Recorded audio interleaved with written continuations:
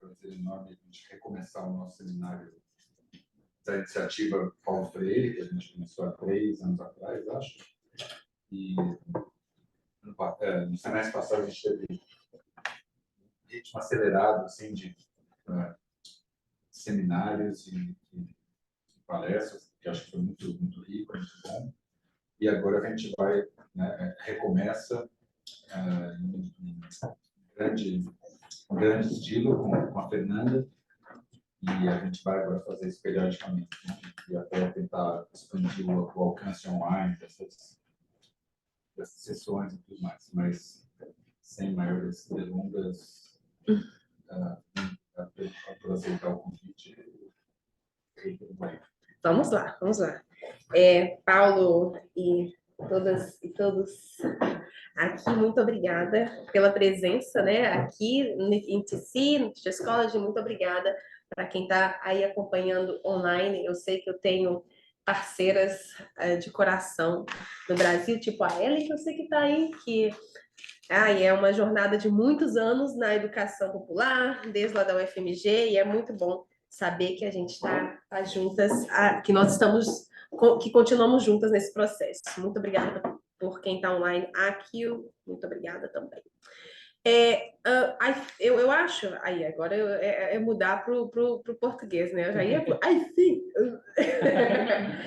eu acho que uma boa conversa sobre a pedagogia crítica nos Estados Unidos, e esse texto que eu construí para um livro organizado pela professora Selma Martins Pérez e pela professora Maria Zenaide Alves, da Federal de Catalão, em Goiás. Esse livro foi publicado em 2019 e foi um período entre 2018 e 2019 na produção, né, desse capítulo que eu escrevi, que dá o tom dessa conversa nossa de hoje. O livro foi o livro Educação Popular e Letramentos, e eu trabalhei o primeiro capítulo desse livro, que discutiu a pedagogia crítica nos Estados Unidos, possibilidades para pensar a prática educativa crítica e popular. E aí, essa ideia de trazer um pouco dessa discussão para cá tem a ver com a importância, né,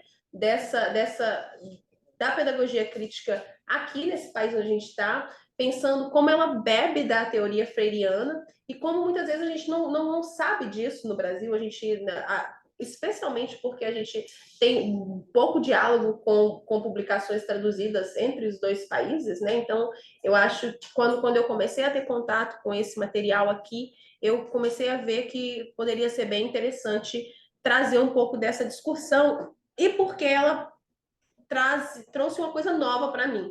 Além de respaldar o meu entendimento, a minha leitura, tudo que eu tinha já na minha trajetória dentro do Observatório da Juventude da UFMG e da própria Faculdade de Educação, lá da UFMG, que na linha que eu estava inserida, tinha muito uma pegada de educação popular, de beber dos autores influenciados por Freire e ter professores que trabalharam com Freire diretamente. Aqui eu comecei a me deparar com muitas críticas, com muitas indagações, com muitas problematizações sobre a teoria e sobre a prática que a gente encontra em Paulo Freire. Isso me inquietou bastante, para dizer que, tipo assim, eu perdi o sono. e essa história me fez buscar e querer produzir mais. E concomitantemente com a produção desse capítulo, eu também estava trabalhando muito aqui nos Estados Unidos com o Teatro do Oprimido, com alguns parceiros que eu conheci dentro de espaços mais progressistas, de espaços de enfrentamento, por exemplo, de desigualdades aqui nesse território. Então, eu estava com o pé no chão da prática da educação popular e, ao mesmo tempo, pensando, a gente está fazendo a coisa certa? Existe coisa certa? O que está acontecendo? E nessa discussão desse capítulo, eu trabalhei isso e eu penso que a gente vai falar um pouco de cada um desses aspectos aqui. Inara, pode ir para o próximo. Então, eu acho que uma primeira coisa que eu gostaria de trazer são esses dois cenários para a gente refletir juntos. Reflitam comigo. Deixa eu ir para essa página aqui. Reflitam comigo. São duas histórias. A primeira são de mulheres pesquisadoras, mulheres brancas norte-americanas pesquisadoras em uma vila na Índia, fazem amizade, querem conversar com mulheres da localidade, independente do sistema de castas existentes. E aí, essas mulheres alugaram, vamos pensar essas mulheres alugaram uma casa lá e estavam lá trabalhando, fazendo a pesquisa etnográfica naquela vila. E a casa, elas construíram a casa de uma maneira que aquele lugar fosse um espaço aberto, para as mulheres da vila entrarem e conversarem. E ali era uma experiência do campo etnográfico delas.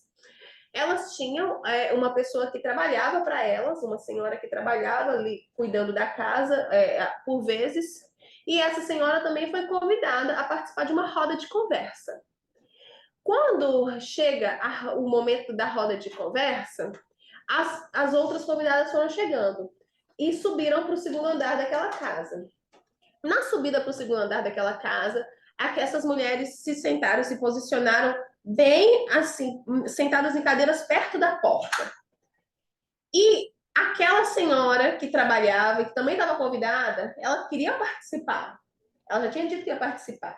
Ela chega na porta e se depara com alguma coisa, elas percebem que é um incômodo. Ela voltou para trás.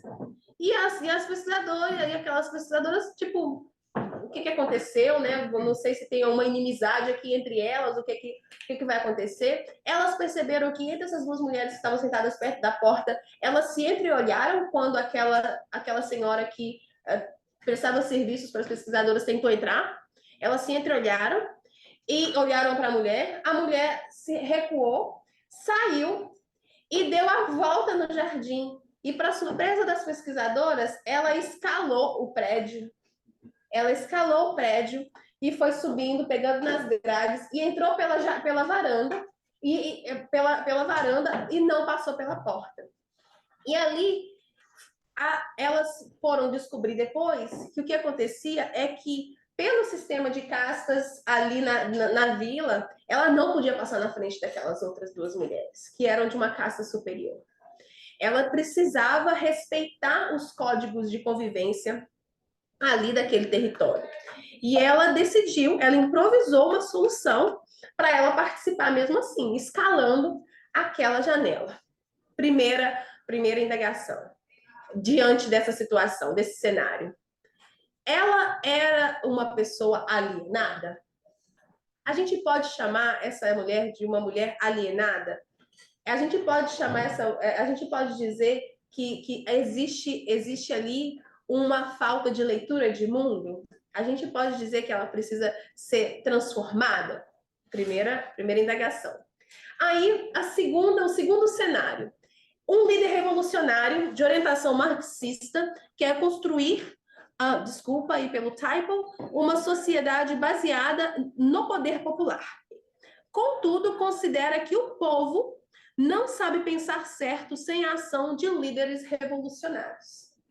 Essa é também um cenário real, como a primeira anedota que eu contei. E esse trecho, esse cenário é visto nos escritos de Lenin. Eu não vou nem falar o que aconteceu na perspectiva de governo de Lenin, com todas as questões lá do início do século XX.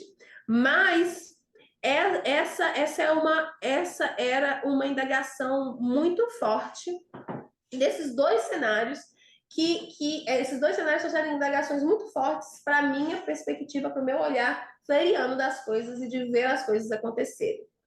Especialmente porque a palavra líder revolucionário está super presente na pedagogia do acolhimento. Paulo Freire usa esse termo, né? E eu me encontrei questionada sobre essa perspectiva do papel do líder revolucionário com o povo. E aí a pergunta é, a gente pode dizer que o povo não sabe? A gente pode dizer que o povo sempre precisa de um líder que vem de fora para ajudá-lo a entender a como intervir no mundo? A educação tem que o nosso papel como educador, trazendo isso, o nosso papel como educador é sempre e educadoras e educadores é sempre ficar tentando construir conscientização no outro, uma conscientização que vem de fora, de uma outra leitura de como deveria ser a sociedade. As pessoas sabem como a sociedade é ou não sabem como a sociedade é fora desses nichos de problematização que a gente é exposto, né? Que nós somos expostos. Essas duas situações me questionaram profundamente. E aí eu vou jogar a pergunta para vocês. Se vocês quiserem fazer algum comentário sobre esses dois cenários aqui, fiquem à vontade. Quem tiver online também. Bom, no primeiro cenário, eu não acho que ela não era alienada. Tanto ela teve um desejo, né? O desejo dela veio da não alienação dela em relação a querer participar daquele ambiente. E o segundo, eu sou muito, assim, com relação à questão do líder, né? Do salvador da pátria, né? Da pessoa que vai, de alguma forma, né, salvar a todos nós. Eu acho que não, que a gente tem que cada vez mais trazer uma consciência descentralizada, né? E aí, parte de cada um ter fundamentos, né, conhecimento suficiente para julgar o que acha que é o melhor para si e para o seu coletivo, principalmente, né, para o cenário público. Mais ideias, mais considerações? Essa questão do líder é muito complexa, né? Porque é a forma como a gente se organiza como sociedade, tipo, há milênios, né? Tem uma figura que simboliza, que representa o poder ou um grupo de pessoas, né?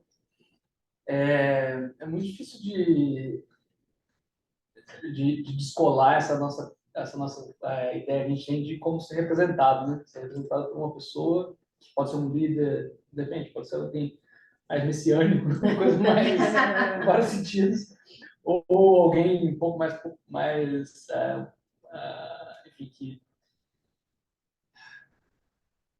que ouve um pouco mais, um pouco assim, mas é difícil você descolar a noção que a gente tem de representação, de sociedade, com alguém que lidere, né?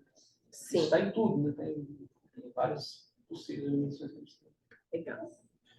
Eu acho que é muito normal e natural ter liderança, mas eu acho que o problema acontece quando o poder fica grudado, né? Quando a liderança vira uma identidade em vez de um papel, em vez de um serviço, né? Sim, sim. Liderança como serviço muda muito, né? A perspectiva aí da liderança. É uma coisa com um prazo, com um limite, uma coisa que é compartilhada, né? Alguém pode ser líder num momento e aí outra pessoa pode ser líder em outro momento. Assim, para mim, pelo menos nas falas aqui, normalmente quando as pessoas falam liderança, automaticamente a gente pensa no sistema democrático de organização de poder e que ele tem uma marcação de lugar muito estabelecida, né? Ela é uma referência ocidental. Então, eu acho que existem diversas formas da gente constituir lideranças e organizações em que comunidades tradicionais fazem. No Brasil, você consegue observar isso, por exemplo, num quilombo, e necessariamente você não está inserido num sistema democrático de organização, por mais que você tenha, que eu acho que mais a ideia de quanto que é efetivamente representativo as pessoas que compõem aquele grupo. Quem tem espaço ou não tem espaço, eu acho que isso passa pelo que o Paulo Freire disse. Sim, sim. E uma das coisas também que a gente pode pensar é que essa liderança é para que fim? E baseado na ideologia, nas ideias de quem? É uma das coisas aqui que a gente é questionado nesse sentido enquanto pedagogia crítica. Passa para mim, por favor. eu trouxe essa epígrafe para esse capítulo, e eu vou ler ela aqui, porque ela fala um pouco dos caminhos que eu fui tomando para refletir sobre essas problemáticas. Não posso ser professor, professora, se não percebo cada vez melhor que, por não poder ser neutra, minha prática exige de mim uma definição, uma tomada de decisão. Essa tomada de decisão, ela foi um estalo, assim, isso está em Pedagogia da Esperança, se eu não me engano. Ela foi uma virada de chave para eu conseguir me colocar diante desses questionamentos de uma prática, de uma praxis, que aí eu já falo que eu parei para pensar a praxis freiriana, a ação e a reflexão produzida no campo da pedagogia proposta por essa linha de Freire e de todos que o seguiram, né? E nessa perspectiva, eu fiz uma tomada de decisão. A minha tomada de decisão foi enfrentar todas as indagações e lidar com as limitações dessa mesma teoria, dessa mesma prática, com muita honestidade. Sim, não há perfeição. Sim, há lacunas. E vamos entender e vamos dialogar com quem aponta lacunas, vamos construir também com isso, e também vamos reforçar, reconstruir e como se a gente diz, se realinhar com o que a gente acredita que é correto. Posicionalidade é uma das questões que me ajudaram. Nela! Posicionalidade é uma das questões que me ajudaram a pensar a minha posição, que me ajudaram muito a pensar as problematizações que esse encontro com a pedagogia crítica aqui nos Estados Unidos me trouxe. Eu escrevi isso aqui na introdução desse capítulo, e eu acho que isso fala muito desse lugar. Eu escrevo a partir do lugar do povo. Não sou parte daquele tipo de liderança revolucionária das análises iniciais de Freire, que, vindo de fora, aprendeu a se identificar com o povo. É de um povo esmagado e oprimido que eu vim. Dele eu não me alieno e nele reconheço as minhas raízes e existência. Uma das coisas que aparece na pedagogia do oprimido, especialmente, é que Freire, ele é um homem do seu tempo, né, gente? A gente tem que pensar que Freire estava escrevendo em um contexto histórico, social, onde o Brasil, que ainda hoje tem muitas desigualdades educacionais, vivia as desigualdades educacionais nos seus sentidos de classe, raça, gênero, ainda mais aguçados. Então, quem era o professor, quem era a professora, quem era o professor universitário, quem era a professora ali ali na ponta, muitas vezes eram pessoas que não tinham vindo das classes mais empobrecidas do Brasil. Não tinham vindo de famílias negras, não tinham vindo de famílias das periferias, por exemplo. Não eram pessoas do sertão. Eram pessoas que tiveram acesso à educação no meio urbano, eram pessoas que tiveram acesso à educação universitária, que ainda era muito mais marcada pela desigualdade racial no Brasil. Se eu pensar que em 2006 o Brasil tinha, nas universidades públicas, 6% de pessoas autodeclaradas negras, imagina lá nos anos 60, 70. Então, a gente está falando de Freire realmente convidando essas pessoas que tiveram acesso à educação e à educação crítica a se alinharem, a se posicionarem, a aprender com e aprender a se identificar com o povo, para construir uma outra sociedade com o povo. E isso é completamente aceitável, isso é completamente justificável, isso é completamente necessário hoje ainda. Né? É isso que a gente quer. Do meu lugar, eu já faço parte de uma outra geração. Eu faço parte daquela geração que veio de quem não teve acesso à educação. Meus pais tiveram acesso à 4ª série e 5ª série. Eu fui a primeira a entrar na universidade. Então, tem tantos primeiros aí, primeiros, sem chamar para o discurso da meritocracia, mas de refletir nessa posicionalidade, né? E aí nesse sentido, eu comecei a pensar que, na verdade, eu faço parte de uma virada que tem muito a ver com essas pessoas lá atrás e com pessoas hoje aliadas que lutam e têm lutado junto com o povo para abrir espaços, né? Então, ser do povo, vir do povo, faz com que, enquanto educadora, buscando transformação, buscando conscientização, o lugar de fala da gente também mude bastante, porque eu estou falando de um lugar do chão, do povo, para transformar o povo. Isso foi muito importante para eu conseguir fazer esse diálogo com as críticas à pedagogia freiriana. Pode ir. A gente tem um comentário aqui no Q&A, que é da Tuile, eu acredito que não sei se eu falei certo, que ela diz: liderança em uma perspectiva oriental pode ser diversa e atravessar diferentes visões de organização. Isso que é momento. E aí ainda tem isso, né? Que a gente já conversando com liderança da perspectiva ocidental, europeia, de releitura do que é a liderança, né? Que tem suas diferenças, né? Pode passar, por favor. Posicionalidade não. Ok.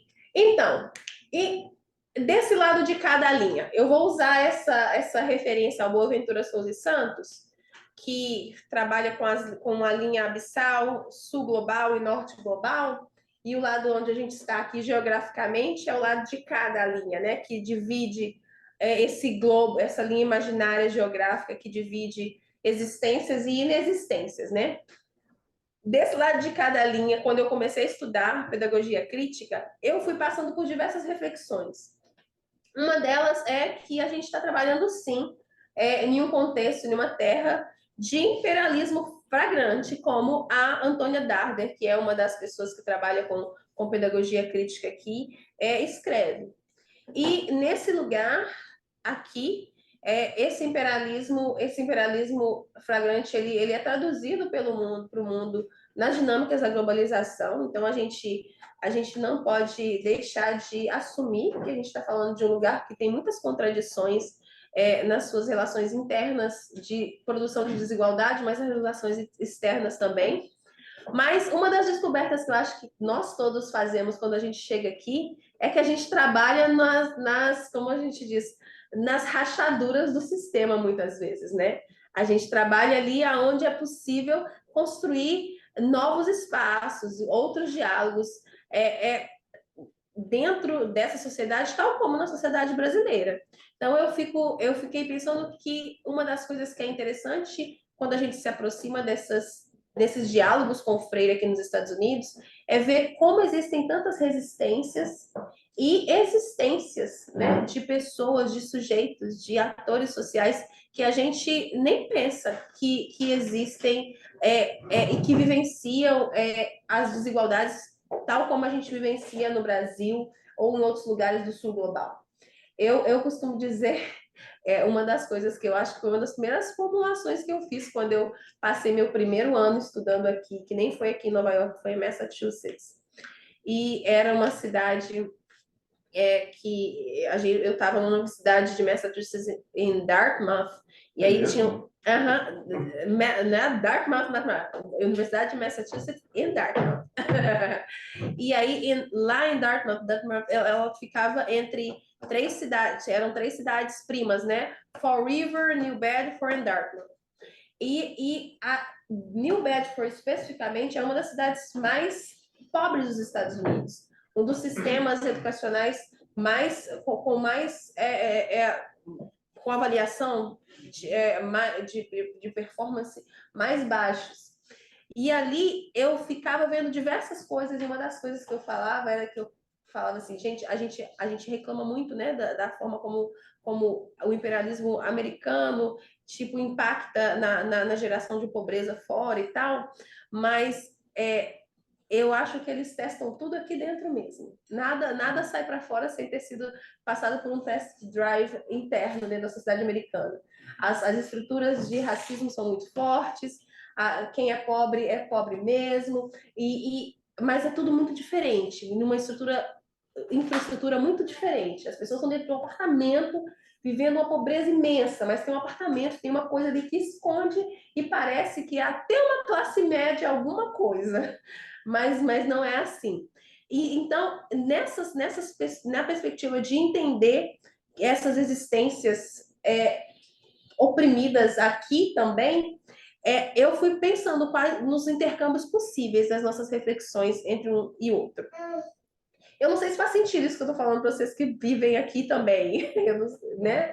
Eu acho que a gente que trabalha com educação aqui, com a reflexão na educação, e se você começa a trabalhar com a população imigrante ou com a população negra norte-americana, ou independente de qual nacionalidade latino-americana, por exemplo, você vai percebendo como a gente vê, né? Como a gente vê que as desigualdades são muito profundas também, né? São muito profundas nessa sociedade. Pode ir, por favor. Ok, então a proposta da prosa. A proposta da prosa segue sendo apresentar os principais posicionamentos político-pedagógicos da pedagogia crítica e demonstrar a importância da obra de Freire aqui nos Estados Unidos. E eu também busquei explorar as indagações que a pedagogia crítica e a obra de Freire também vem recebendo desde a constituição do campo. Pode passar, Nara. Eu não fiz um slide, eu não fiz. E eu vou parar aqui um pouquinho. Eu não fiz uma apresentação muito cheia de conteúdão, assim, vocês vão ver que a partir de agora eu vou meio que passar mais para o livro, para o capítulo, e a gente vai discutindo. Mas eu acho que é importante a gente discutir, falar tanto das contribuições, quanto das indagações da pedagogia crítica aqui nos Estados Unidos, porque discutir esses posicionamentos e esses questionamentos, como eu coloquei aqui, com relação ao que eu chamo aqui de pedagogia crítica popular, pode nos ajudar a fortalecer, desconstruir, reafirmar, reconstruir e reinventar o nosso fazer pedagógico.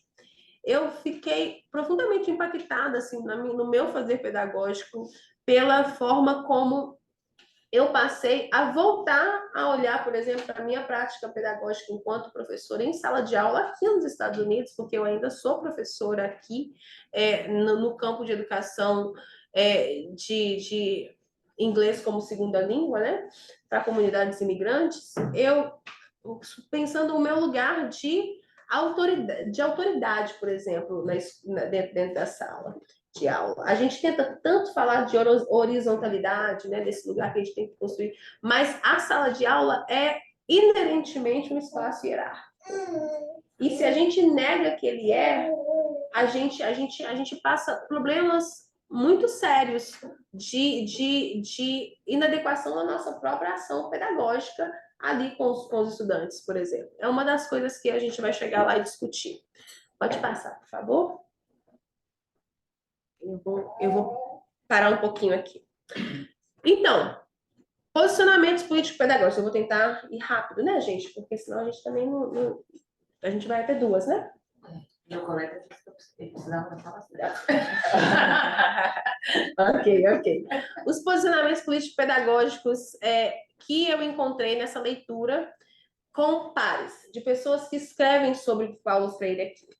São muitos, né? Eu fui buscando muitos textos de autores que produzem com Freire desde os anos 80 até hoje. Então, por exemplo, tem o McLaren, Leonard, tem o Peter McLaren, o Donaldo Macedo, o Giraud, o Mira Shore, a Antônia Dardi, a Bell Hooks, do Canha Andrade, o Mourel, que deu aula aqui também em TC. E eu fui tentando discutir com diversos autores que se alinham à pedagogia crítica. Isso é interessante porque, assim, no Brasil a gente chama esse campo muito de educação popular, né? Mas aqui ele ganhou essa roupagem de critical pedagogy, essa é a pedagogia crítica. Então, quando a gente ouve pedagogia crítica, tem uma raiz freiriana ali na maioria das vezes. Mas tem alguns lugares, algumas obras, especialmente na produção do sul dos Estados Unidos, que usa, pelo contato ali com a produção mexicana, que usa popular education. Mas, em geral, é pedagogia crítica mesmo. Nessa conversa com eles, uma primeira coisa que é importante dizer é que a troca o diálogo com Freire, ele é bastante antigo, né?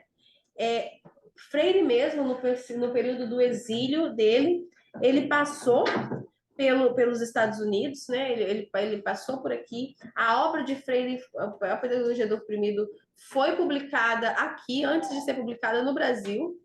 Então tem uma troca já bem antiga.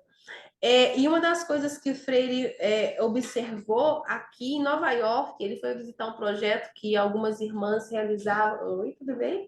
Algumas irmãs realizavam com comunidades negras, afro-americanas e comunidades porto-riquenhas aqui. E uma das coisas que ele escreveu é que eu vi acontecer aqui muitas das coisas que eu já propunha lá. Então, ele mesmo entende que não tinha invenção de roda nenhuma. Eu acho que a gente sabe disso, né? Mas é interessante pensar nessa perspectiva de ver a troca, de ver esse campo, né? Se trocando, dialogando há muito tempo. Uma das coisas também que aparece muito de início nessa conversa com o Freire aqui nos Estados Unidos é o fato de que desde o início, pela perspectiva histórica mesmo, se a gente for pensar que tudo está acontecendo junto e misturado, né? Então, o Freire está passando por aqui no final dos anos 60 e a gente está vivendo a Civil Rights Movement aqui nos Estados Unidos, muita coisa acontecendo nesse sentido. Então, desde o princípio, ele sempre foi muito ligado, por exemplo, pelo movimento feminista e o movimento feminista negro que se alinhava com ele, mas achava que a obra tinha uma linguagem machista desde o início. E realmente Freire escrevia homem com H maiúsculo, né, nas obras dele, para se referir à humanidade, né, naquele momento. Ainda tem todas essas estruturas regionalistas, né? Longe a gente de endeusar qualquer um dos nossos, vamos dizer, referenciais, né?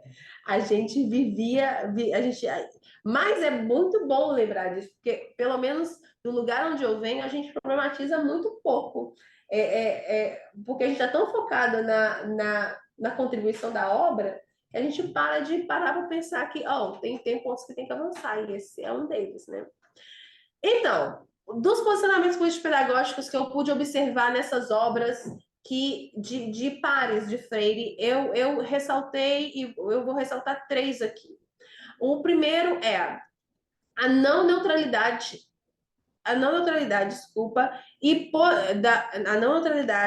e politicidade da educação. Tira esse dia aí. A não neutralidade e politicidade da educação. Essa é a primeira grande, na minha observação, característica desses trabalhos que Freire aparece. A gente tem muitos autores aqui reforçando esse lugar de que a educação não é neutra, de que a gente precisa, sim, lidar com a educação como ato político e enxergar a politicidade na educação tem a ver com essa perspectiva de denunciar desde do Brasil, que Freire começou a denunciar a educação bancária. Aqui esses autores entraram também nesse movimento de denunciar o banking education, e eles traziam essa ideia, né, que era necessário ter uma educação problematizadora a partir da forma como Freire também teorizava a educação na pedagogia do oprimido especificamente. Outra coisa que aparece bem forte na teorização deles... agora eu perdi meu computador, escorregou. Não, pode voltar, é a tarefa da conscientização dialógica. Gente, a palavra conscientização virou assim, algo muito, tá? Virou algo muito delicado na minha reflexão enquanto educadora popular. Eu fiquei muito apavorada com essa crítica da gente tentar conscientizar, porque a gente entende que a outra pessoa não sabe, que a outra pessoa não pensa, que a outra pessoa não faz certo. Porque eu acho que eu estava muito longe de mim, de tudo que eu aprendi, trabalhar para transformar uma sociedade a partir da imposição de um ponto de vista e da leitura de outros como ignorantes, sabe? E aí, eu busquei muito. Qual foi o movimento que eu fiz?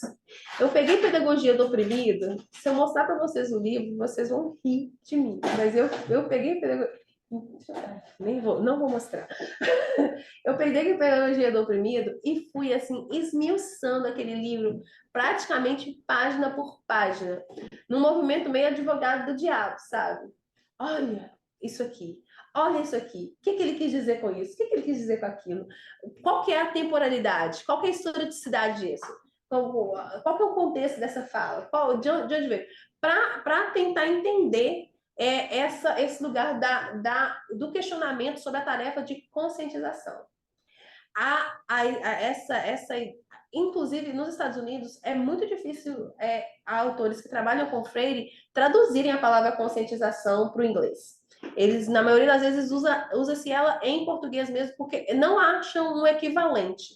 É aquela história que a gente não traduz consciência para o awareness, mas tem que ser consciousness, mas nem isso, quando leem a obra de Freire, as pessoas acham que alcança. Então, fica a conscientização mesmo, como esse processo do outro deixar sair do lugar de alienado da sua própria existência no mundo e se tornar um agente no mundo. É um processo da pessoa com a pessoa na interação com o mundo. E aí, uma das coisas que foram chaves para mim e que a gente não fala quando a gente discute Paulo Freire é que ele insistentemente escreve sobre conscientização dialógica. A conscientização, essa palavra e a tarefa que ela exerce na educação e na sociedade, ela não cumpre o papel que ela precisa cumprir se a gente esquece que ela precisa ser dialógica. A dialogicidade do processo de conscientização é inerente a esse mesmo processo. Se você não está ali dialogando, e aí ele fala, o diálogo é diálogo mesmo, não é monólogo, não é uma pessoa ser ai, eu tô com a palavra em inglês. Preach. Não é um processo de pregação, de evangelização, de diálogo. Vem aqui e vamos construir. Deixa eu te escutar. E eu te escuto, você me escuta, e o que sai daqui? Isso é muito difícil traduzir para a sala de aula. É muito difícil traduzir para a prática cotidiana do nosso educar. É muito difícil traduzir para o movimento social que quer fazer alguma mudança específica em alguma área de desigualdades sociais. Porque eu acho que o próprio tempo da sala de aula, o próprio tempo das mudanças sociais, do processo que está acontecendo no mundo, faz com que o processo seja muito, muito uma pessoa puxando. E aí que muitos criticam muito esse lugar do líder revolucionário, do professor que transforma, né? O professor que transforma os alunos, o professor que transforma a sociedade, do professor que constrói um projeto pedagógico que vai fazer a diferença enorme. Mas onde que está o aluno nessa construção? Onde que está o educando nessa construção? Nessa tarefa dialógica desse processo de conscientização que está a chave de entender a profundidade dessa tarefa no encontro com o povo. E a gente chama povo os alunos, os nossos estudantes, né? Os nossos educandos, aí a sociedade em geral. Aqui nos Estados Unidos, essa conversa sobre a tarefa... Deixa eu só chegar aqui de novo. desse posicionamento pedagógico da tarefa de conscientização tem a ver com que Freire fala sobre a necessidade da leitura do mundo e da leitura da palavra. Então, uma das coisas que a gente que é bem interessante é a gente pensar que já em Freire ele já escrevia que a leitura do mundo ela não está isenta da leitura da palavra. A gente educa as pessoas no saber didático ali do conteúdo escolar. Sabe? Ler a palavra é tão importante quanto ler o mundo. Mas então é a excelência educacional, é a excelência acadêmica, é a excelência acadêmica que a gente quer. A gente quer que a pessoa saiba. E é uma das críticas de pesquisadores que foram para o Brasil pesquisar, por exemplo, em lugares que tem a tradição freiriana de educação de jovens e adultos. A Leslie Bartlett, que foi professora aqui em TC por muito tempo, ela tem essa crítica. E eu acho que essa é uma crítica que atravessa muitas experiências de educação popular no Brasil também. Atravessou a própria experiência de Freire na Prefeitura de São Paulo, atravessou a experiência de escola plural em Belo Horizonte, das pessoas dizerem, vocês não estão preocupados com o estudante aprender a se colocar no mundo, na vida, ler o mundo, mas essas crianças estão saindo daqui sem aprender a ler e escrever. O que acontece? Então, esse desafio. E isso faz parte da discussão de conscientização. Não é só essa leitura do mundo, é a leitura da palavra também. É saber que você lê a realidade social, mas você também aprende saberes científicos escolarizados. Aí está o desafio também. Posso continuar, gente? Algum comentário? Sim. Uma das outras coisas que... Deixa eu chegar aqui no meu terceiro ponto, terceiro posicionamento, que é esse caráter transformador. Nesse caráter transformador da educação, isso é interessante, porque uma educação para transformar faz parte das coisas que a gente precisa assumir enquanto pessoas que bebem da teoria freiriana. A gente está falando de uma contranarrativa, justamente porque a gente começou criticando a educação tradicional, né? A educação bancária. Então, aqui também, por exemplo, se a gente pega o Ducan Andrade e Morel, eles mesmos argumentam assim, que existem diversas diferenças, né? Na forma como se lê Freire para que essa leitura nos chama. Mas, de uma forma geral, qualquer prática pedagógica autêntica vai exigir um comprometimento com a transformação social em solidariedade e a partir de dentro dos grupos subordinados e marginalizados. Então, a transformação acontece não como alguém que vem de fora e transforma, mas se colocando ali no chão da escola, se colocando ali no chão da sociedade, que começa a se organizar para pensar suas questões, que essa transformação vai acontecer. Trabalhar com pedagogia crítica aqui também é bem interessante, porque na literatura sobre pedagogia crítica freiriana aqui a gente encontra a emergência de termos como o empowering education, a educação empoderadora, que é esse lugar que hoje já é uma palavra que sofre críticas, né? Porque com a evolução, eu acho que eu estou usando a evolução, mas com o desenvolvimento mesmo de práticas e de outras teorias a partir dessa, as pessoas começam, mas quem está empoderando quem? Se dá poder para alguém ou a pessoa já tem poder? Na perspectiva freiriana, aqui, essa é um princípio, uma pedagogia que é crítica, democrática para a transformação do eu e do social, é o que define a pedagogia empoderadora para Shaw. Ela não é uma pedagogia que empodera de fora, mas ela é a partir dessa transformação de si para o social,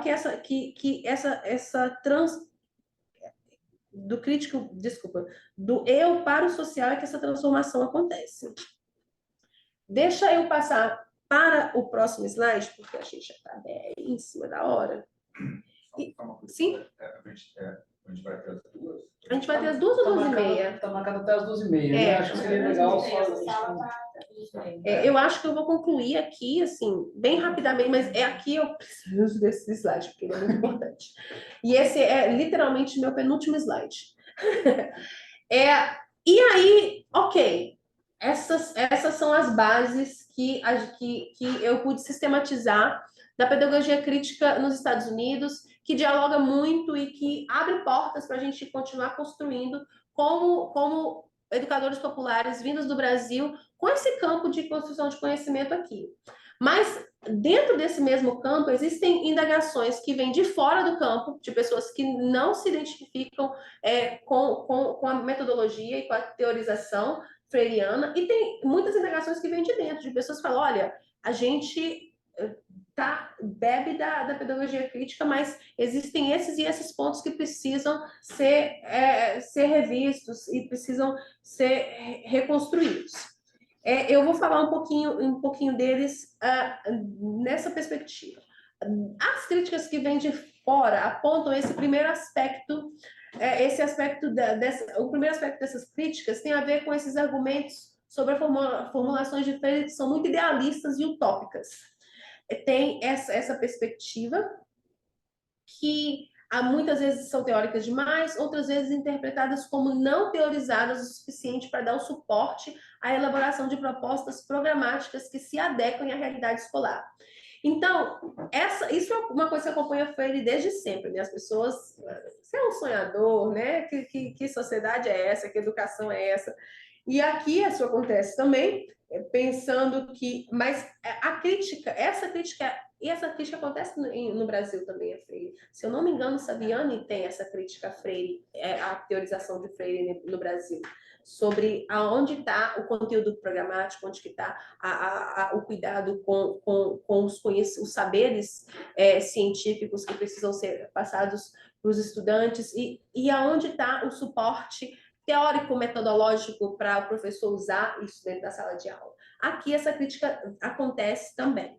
Outra crítica, as críticas que vêm de dentro são interessantes também porque elas questionam a forma como a pedagogia crítica popular lida com essa agência humana, com essa autonomia, eu ia dizer. Uhum. Desculpa, só para entender um pouco melhor. Críticas de fora, quando você diz, são de pessoas que se identificam com a pedagogia crítica ou são de fora, geograficamente? Não, críticas de fora, pessoas que não se identificam com a pedagogia crítica. Isso, que não se identificam. E assim, pessoas que se dizem, sabe? Obrigado. De nada. E aqui é essa questão, as críticas de dentro pessoas que trabalham com a pedagogia crítica e pensam como que a gente lida com a autonomia, com a agência humana dentro dessa proposta. No sentido de considerar que precisa se fazer mais. Tá quase no sentido de entrar naquela crítica com relação ao líder revolucionário, a quem faz tudo acontecer. E nessa perspectiva também questiona-se a forma como a pedagogia de Freire lida com as relações de poder presentes na situação pedagógica e indaga aspectos da criticidade do educador. Todas essas perspectivas, elas são interessantes porque, em resposta, por exemplo, à crítica de fora, a gente vê pessoas do campo da pedagogia crítica aqui já fazendo muitos projetos para responder a ela, como, por exemplo, vou fazer um projeto com jovens negros durante 1 ano, 2 anos, que é o de Mourel e do Can Andrade. Eles vão para transformar a vivência, a experiência desses jovens com escola. Eles vão aprender a ler a sociedade, mas eles também vão aprender a escrever essays e a escrever textos no nível que eles podem ir apresentar na ERA, na Conferência Nacional de Pesquisa em Educação aqui nos Estados Unidos. Que eles vão entrar numa universidade com scholarship, porque eles escreveram muito bem. E eles fazem esse tipo de projeto com base em pedagogia crítica, já enfrentando isso.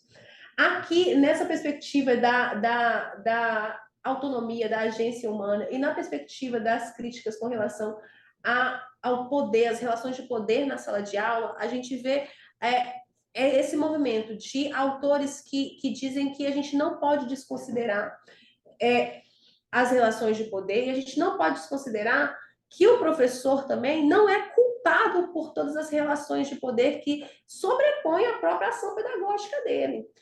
Quando a gente trabalha muitas vezes as relações de poder da sociedade na sala de aula, é muito perigoso pegar o professor e a professora como o responsável pela não criticidade daquela prática ou quase como responsável pelas opressões que os estudantes vivenciam. E aí essa aqui é uma chamada para repensar essas relações. Eu acho que eu vou parar por aqui. Pode passar, por favor. Deixa eu ver um typo doidinho ali. Concluindo, viu, gente? Desculpa. Eu já tinha visto esse... Eu falei, não vai ficar. Não vai dar. Mas dois pontos interessantes aqui que eu queria ressaltar, então, para concluir. Os posicionamentos político-pedagógicos observados na discussão da pedagogia crítica nos Estados Unidos reforçam a politicidade da educação, a conscientização dialógica e a transformação. Essas são coisas que a gente pode usar como pontos para construir esse diálogo aqui. E para lidar com as críticas que a pedagogia crítica recebe aqui e a educação popular pode abraçar como um todo para se repensar, de maneira ética, responsável e cuidadosa, que existe essa prontidão para conhecer e reconhecer o que os educandos sabem e criam, que é nesse movimento que está a riqueza da prática educativa crítica e popular.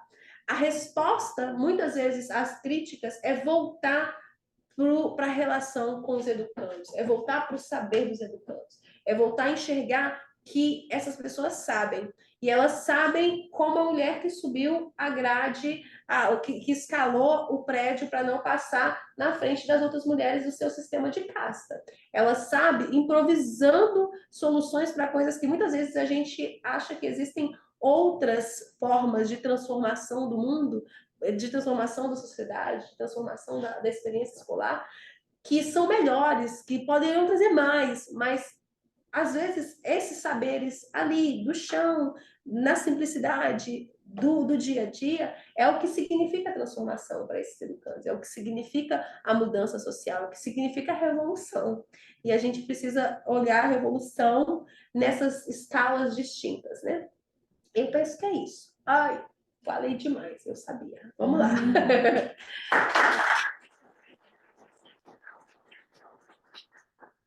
Vamos lá, gente. Vamos conversar. Coisas aqui que vocês queriam perguntar, eu vou aqui no livro e dou uma olhadinha. Acho que só antes da gente começar, acho que convidar o povo que está online também, né? Para mandar. A gente tinha uma pergunta que foi lá adiante, que era só leitura, eu não consigo, tipo, tirar aquele texto. Deixa eu ver se eu consigo aqui. Acho que tem 9 participantes aqui, agora vou chamar. Legal. Gente, então, manda pergunta aí pra gente, perguntas, comentários. A voz online.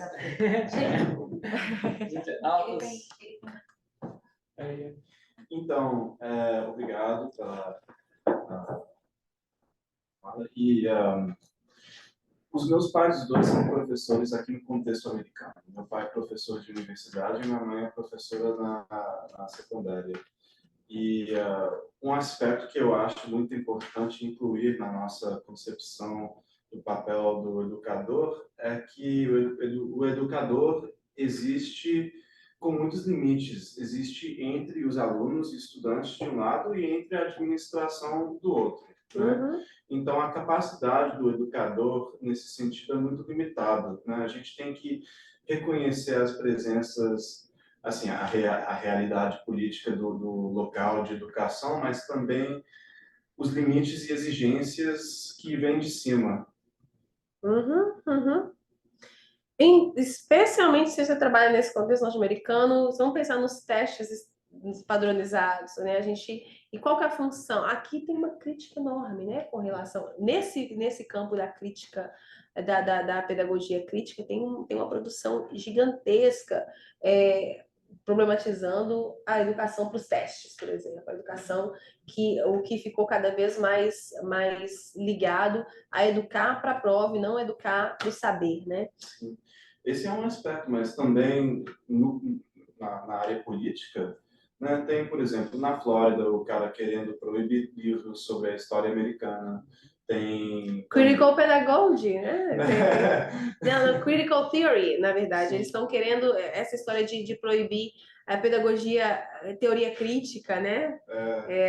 No Sul. E também tem a comunidade própria, né? Tem os pais dos alunos que ficam enchendo o saco. Também. E eu acho que nem a. Então, eu acho que o buraco vai mais embaixo. Eu não acho que. Eu não ia. Eu não daria esse nome eu não chamaria isso até dos pais encherem o saco, mas eu acho que as relações na escola elas são múltiplas e são muito complexas, né? Sim. A história é muito lá embaixo. Numa perspectiva da teoria da pedagogia crítica, esses pais tinham que fazer parte inerente do processo de construção do que é a escola, do projeto político-pedagógico dessa escola, tal como os estudantes. Mas como a gente faz isso na prática? Como a gente faz isso na prática em uma escola no subúrbio de Nova York, por exemplo, no Bronx? Como que os pais não têm a mínima condição de, por exemplo, vamos pensar até na realidade imigrante, os pais imigrantes têm a mínima condição de falar com a professora, está para o princípio porque não falam a língua da professora.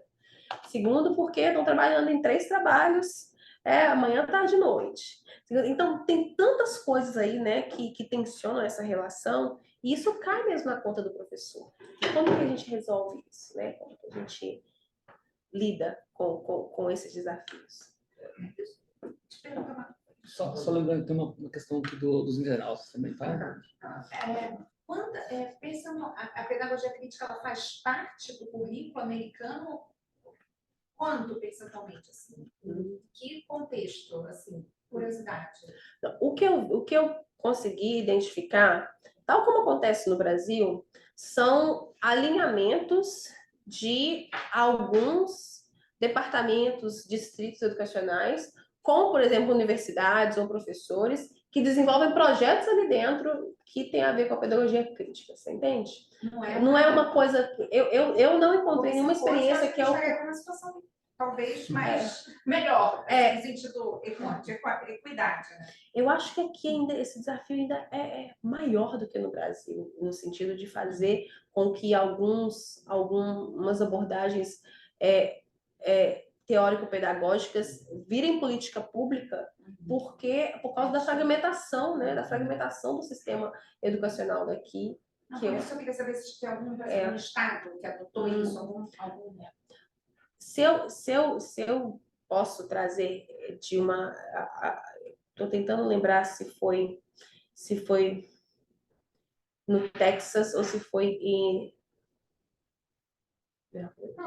Arizona. Foi Arizona. Por exemplo, eu vou tentar achar esse documentário para gente que no Arizona teve um distrito escolar que uma escola que adotou, tinha um projeto, imagina, tinha um projeto da escola, aquela escola estava fazendo educação crítica, teoria crítica com os estudantes naquela perspectiva latina, americana, que chama La Raça, que era de fazer discussões sobre etnicidade, né, da população majoritariamente mexicana ali, e eles estudavam tudo, civil rights movements, desde o processo de escravidão, de emancipação, e tudo aqui, e diversas problematizações do dia a dia da sociedade. Esse negócio virou um angu de caroço naquele distrito, que foi proibido, assim, foi proibido pela Câmara dos Vereadores aquele projeto continuar acontecendo. Então, assim, eu tenho visto aqui mais situações onde a sociedade mais conservadora reage a um projeto pedagógico na escola e a proibição daquele projeto vira lei e política pedagógica do que esses projetos serem parte da política educacional. É muito mais pontual, sabe? Muito mais pontual. Tem um internauta aqui, o Goya, quer saber. Então vamos para uma dos internautas, depois a gente passa para o Paulo. Mas o aqui está perguntando se você pode falar um pouco mais sobre a questão das críticas a Freire sobre o seu lugar de privilégio, homem branco, como colocado no texto. Então, a produção feminista, a produção feminista negra norte-americana é uma das que é tida como protagonista nesse lugar de chamar Freire no canto e falar, não, não, você não fala, você não usa esse. Uma das primeiras coisas foi, você não usa esse tipo de vocabulário se você quer ser de verdade inclusivo. Isso aconteceu já nos anos 80, sabe? A Bell Hooks falou, e Bell Hooks é freiriana. Sim. Bell Hooks escreve com Freire, baseado em Freire, cita Freire. Mas ela é uma das que chamou Freire para conversa nesse sentido, né? E ela conta, tem um capítulo lá que ela conta no seu diálogo, né? Vocês querem relembrar? Porque eu não sei assim, Não, ela tem uma conversa com o Freire sobre essa questão, porque eu acho que assim, dos pontos que você trouxe como crítica, né, enfim, desses diversos teóricos, o que para mim, porque assim, a questão do entendimento, quer dizer, do entendimento da consciência da palavra também, eu acho que era um desejo dele também, tanto é que um dos principais projetos dele tem relação com o aprendizado da leitura. Então, eu não acho que ele se descolou disso. Sim. Eu acho que só o outro lado ganhou mais força, né? Essa questão que era inovador, em algum sentido. O que eu acho que, de fato, a obra de Freire rasa ou falha nesse sentido, é exatamente sobre o contexto feminino racial. Eu acho que das isso diversidades, né? E o Freire tem uma questão com isso. Eu acho que ele chegou, ele afirmou, ele assume que ele tinha questões, por exemplo, em discutir raça, porque ele tinha um projeto tão ambicioso, tão auspicioso da igualdade, que ele se sentia constrangido em dizer que ele era de alguma raça, e ele era um dos primeiros autores progressistas que eu me deparei, por exemplo, em leituras, em vídeos, falando, não, mas eu sou da raça humana. Eu falei, Freire, a conversa, a gente, todo mundo sabe que é isso, todo mundo sabe que todos nós somos, mas e as estruturas de poder que se construíram em cima da construção social de raça, né? E aí eu acho que ao final, isso está em Pedagogia da Esperança e está em Pedagogia da Autonomia, que são os últimos livros ali, né, antes dele falecer. Ele reaborda isso, inclusive ele fala assim, não é possível, né, que vocês achem que eu não considere isso e aquilo. É possível achar isso, se você não falou que não, você não falou que considera. Esse capítulo é exatamente esse diálogo entre os dois, e que ele assume que, de fato, e ela de uma forma amorosa, ele uma conversa amorosa entre os dois. Sobre essa questão. Ela comenta, ela fecha o capítulo dizendo que que ele mudou o posicionamento. Não sei se enfim, não só pela conversa com ela, imagino, que ele reconhece tal, e se retrata.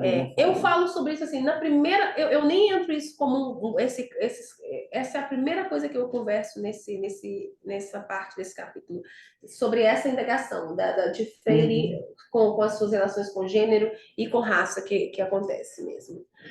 Eu não sei se eu respondi o Aquilo. Acho que tá, vamos lá. Vamos considerar que sim, vamos passar para o Paulo. Vai, Paulo, depois a gente vai. Alternar os internautas com os personautas.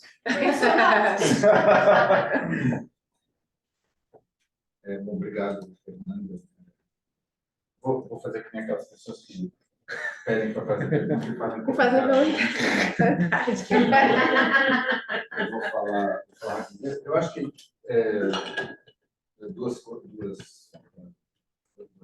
fenômenos que aconteceram nos últimos anos. Um é que a área da pedagogia crítica no Brasil, o Freire era um homem da prática. Então, tudo que ele escreveu baseado em coisas que ele fez. Então, ele foi lá em Egito, ele foi lá em Bissau, ele criou programas, currículos. Ele, de fato, ele era um educador, né? Não era um acadêmico.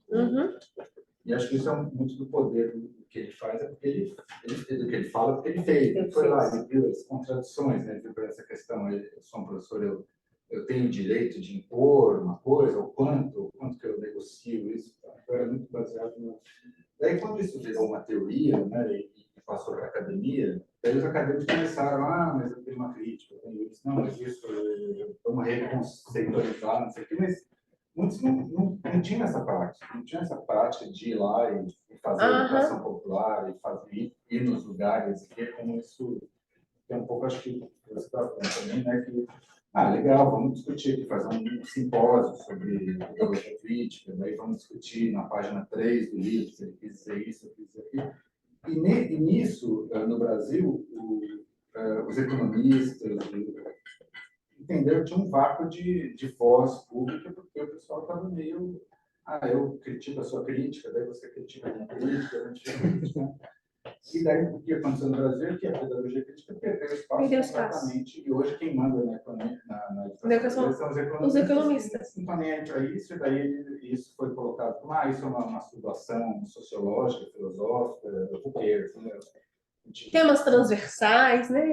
Conversa isso. Então, é uma batalha que eu acho que esse campo perdeu, porque se perdeu nessa coisa da ultracriticidade, da criticidade, não sei.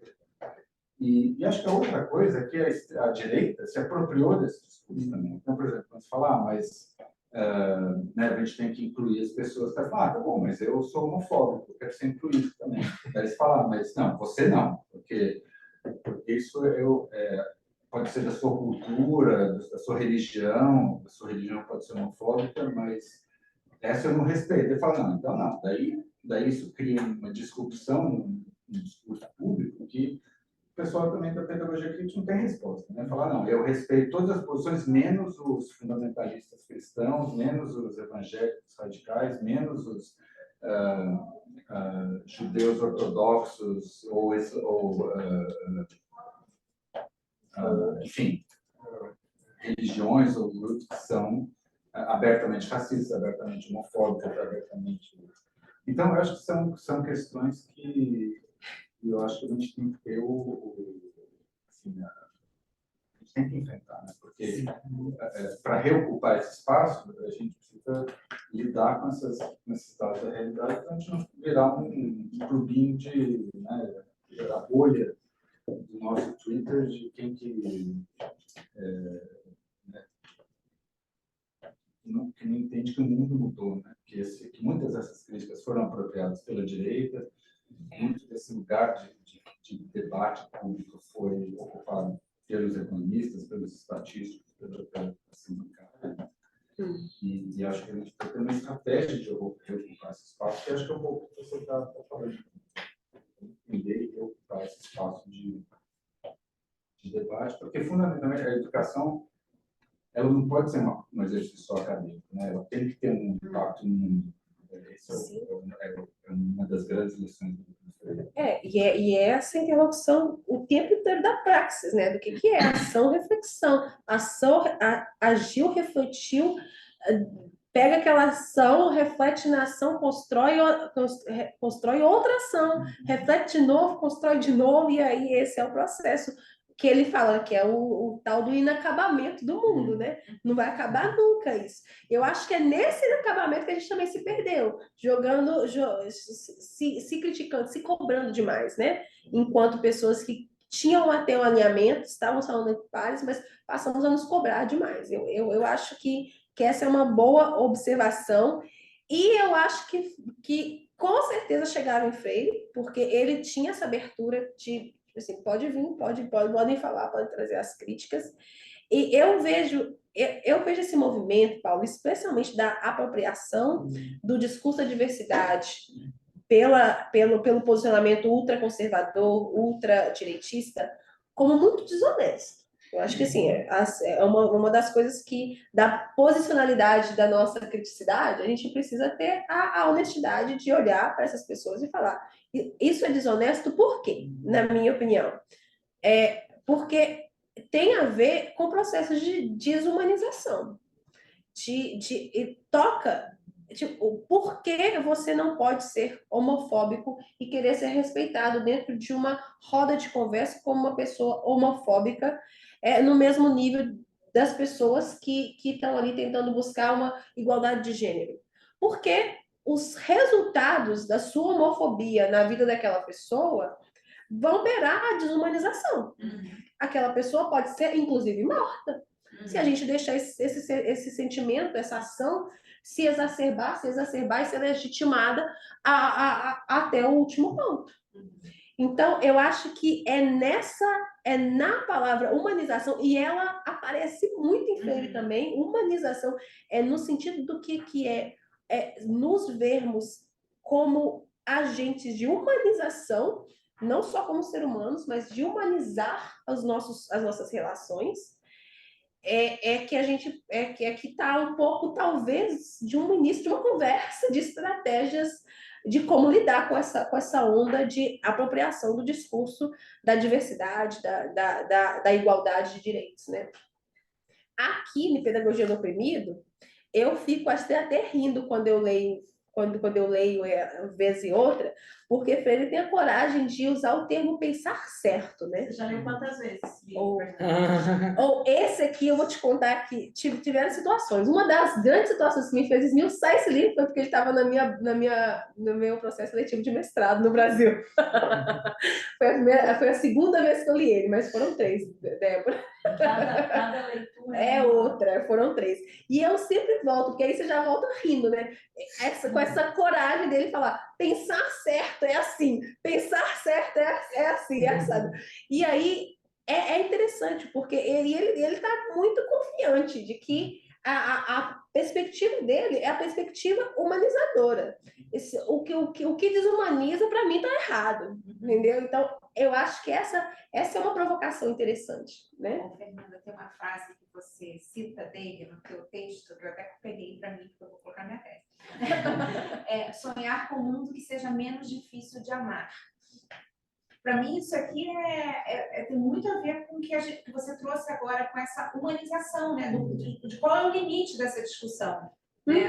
Como é que a gente vive num ambiente que seja democrático, que seja dialógico, mas que, ao mesmo tempo, respeite a individualidade e os sujeitos, né? Então, acho que isso que eu acho que é o mais importante nesse contexto. Sim. E essa é uma coisa interessante, porque a gente acaba lendo Freire na palavra amor. Ele usa muito, né? Assim, da onde que você também. Também. Agora tem um livro dela novo que eu já comprei também. It's All About Love. É maravilhoso. Olha, legal. Mas porque é interessante, porque parece piegas. Parece piegas. Mas se a gente for pensar no tipo de sociedade que a gente quer, de relações que a gente quer, e é um amor como humano, como de respeito, um amor de respeitar a dignidade do outro, de respeitar o lugar do outro. De ouvir, né? Porque a gente mora numa sociedade que as pessoas não querem, não se ouvem mais. É isso. Tem uma pergunta aí, né? Tem 3 minutos até o horário, né, Nara?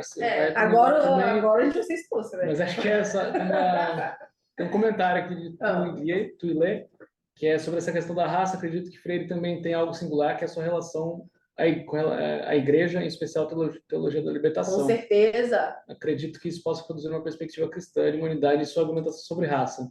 Uhum. Legal. Tem mais 3 perguntas aqui. Eu acho que eu tenho dúvida se a gente vai conseguir vai bem falar rapidinho sobre e a elas. gente... Quer dar uma olhada, Fê? Pensando na perspectiva... Não, lê, meu filho, porque aí eu já estou aqui... Pensando na perspectiva da pedagogia popular de Paulo Freire, você observa que a questão do diálogo no processo de aprendizado se difere muito da visão no Brasil? Eu acho que não. Eu acho que especialmente na perspectiva da conscientização dialógica, quem escreve com Freire aqui está muito alinhado com o diálogo, como, por exemplo, a base da educação não bancária. Da educação, a educação dialógica é o inverso da educação bancária, né, na teorização dele. Então, acho que é na mesma linha que a gente usa no Brasil. Aqui tem 3 perguntas. Se existem algumas linhas aqui nos Estados Unidos que podem dialogar com a pedagogia crítica, por exemplo, a teoria racial crítica, mesmo as pedagogias hip-hop, a pedagogia culturalmente sustentável, que acho que você falou um pouquinho sobre isso, né? Deixa eu só dar uma dica nesse sentido. Eu acho que as pessoas têm que ir atrás dos professores, gente. É diferente a forma como as coisas acontecem aqui nos Estados Unidos com relação a programas e lugares onde você quer discutir numa determinada linha de pensamento, né? Se você quer um programa que discute pedagogia crítica, possivelmente você não vai encontrar. Inclusive, existiam 3, um deles era o que eu estava em Massachusetts e foi fechado. Infelizmente, pelas brigas, inclusive, desse lugar, desse tipo de programa. Mas uma das coisas que é interessante é buscar esses autores. Eu vou indicar esse livro, está aí no Brasil à venda, da editora Paco, Educação Popular e Letramentos, da Selma Pérez e da Zenaide Alves, porque lá tem um conjunto de professores que, por exemplo, eu cito, e são pessoas que você vai lá, procura qual é o departamento. Eu vou dar um exemplo, por exemplo, da Antônia Darder, que está na Flórida, que está na Califórnia, e é uma autora que escreve muito em Freire, que pode ser esse tipo de lugar para discutir isso aqui. Tá, aproveitando então esse bonde, pergunta-se também se você pode compartilhar as referências que você compartilhou nessa fala. Se você tiver na mão, de repente, juntar para mandar pelos inscritos. Eu vou compartilhar. Infelizmente, o texto é por causa de questões autorais, eu não posso compartilhar publicamente, né? Por uma questão de direitos editoriais, mas eu mando as referências sim, né? A gente pode, né, Inara, mandar para quem se inscreveu? A gente tem uma lista, né? Tem. Ellen agradece. Ela tinha uma pergunta, mas parece que você já abordou isso na sua fala, de alguma forma. Então, legal, Ellen. Obrigado pela participação. Obrigada, Ellen. A Ellen... Estou aqui, né? Luciano Huck. Obrigada, Ellen. Não vou nem ler. Eu vou te falar. Não faça isso com a Ellen. A Ellen é minha parceira. Tá bom, é parça. Então tá bom. Desculpa. A gente está gravado. Acho que a última pergunta é sobre a cultura. Sobre a cultura, como a cultura atravessa diretamente a construção do pensamento de Freire. Digo isso pelas experiências que ele teve com o ciclo de cultura na África. Com certeza, com certeza. E Freire foi construindo a obra dele a partir dessas experiências. Paulo acabou de dizer, Freire era um homem da prática. A praxis era a base vamos dizer, da produção dele. A Sombra dessa Mangueira, por exemplo, que ele escreveu para falar da infância dele, para falar da história dele de vida, é um desses exemplos. Ele começa a trocar cartas. Ai, eu esqueci como é que era. Cartas com quem, gente? Aquele livro dele, Cartas com Ângela. Ai, esqueci. Ele faz esse processo as obras dele têm a ver com essa experiência da praxis. E eu acho que muda um pouco da experiência dele, inclusive com a questão racial, toda a imersão que ele teve no continente africano também. É isso, né, gente? Isso aí. Eu só Vai. Alessandra, eu fui do visiting semana passada aqui na Luíra, se você lembra? E eu só cheguei atrasada, peço desculpas, me perdi na sala. Eu também achei bem interessante a sua fala, e só para dizer que dos últimos pontos que foram tocados, eu acho que, eu sendo professor da UFRJ durante muitos anos, eu acho que uma marca fundamental que o Paulo Freire deixou foi no vetor extensão, que nas universidades federais é extremamente embasado na ideia da reciprocidade pedagógica e que automaticamente introduz uma questão digamos, assumir a simetria cognitiva entre professores e discentes, desistindo completamente de impor conteúdos, porque quem produz a atividade são os estudantes. Só que a grande questão, eu fui 5 anos diretora de extensão da ECO, para a minha escola de comunicação, e o que eu realmente percebi que eu fui a mais processada nos anos do governo Bolsonaro, por causa das coisas que eram projetadas só, saía um flyer da extensão da ECO lá e ia processo em cima de mim, né? Porque os temas eram masculinidades, porque os temas eram, enfim, eram os temas que vinham dos estudantes. E a outra coisa é que, por parte dos professores, agora eu estou na Itália, né? Então eu fiz enfim, estou numa outra situação. E eu fico muito impressionada de como o Paulo Freire é citado, mas não é aplicado, e foi até um pouco cristalizado, né? Minha pesquisa aqui não é, eu não sou pedagoga, a minha pesquisa é sobre Boal. A mesma questão é a Boal, né? Muito citado e muito cristalizado, de maneira que, eu termino nisso, a maior dificuldade é o professor enunciar o seu lugar de fala. Absolutamente colonizador, conscientizador, é tudo que você possa imaginar, e até mesmo assim, frontal. Você ainda vê aqueles professores, mesmo dando aula sobre Paulo Freire, frontal, né? Então, você diz, nossa, como né, a gente muda de ideia, não muda de prática, né? Né, por exemplo, na Itália, não sei agora nos Estados Unidos, eu voltei agora, eu cheguei ontem de novo, aquilo que você diz é bem interessante, né, mapear. Mas na Itália, por exemplo, todo mundo fala agora de terceira missão, mas ninguém concebe a terceira missão como extensão. A extensão, ela é uma prática pedagógica brasileira avançadíssima, que é muito radical na questão da renúncia à transmissão de conteúdo, de conhecimento do professor para os outros, como se a gente tivesse alguma coisa a mais, algum poder a mais, algum poder cognitivo a mais, né? Porque isso aí é algo que é difícil para o professor aceitar.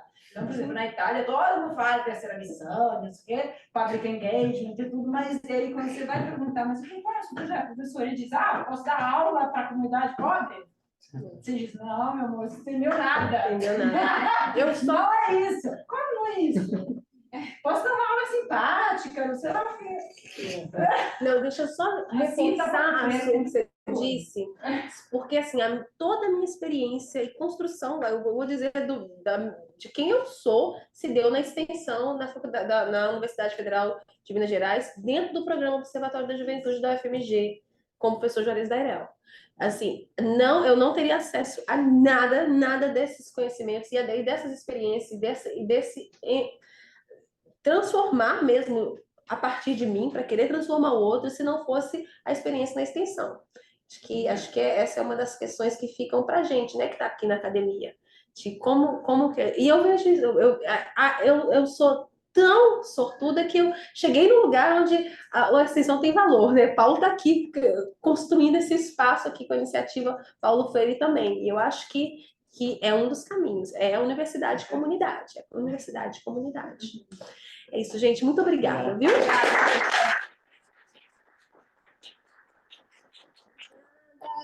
Obrigado, gente. Valeu. Obrigada, gente.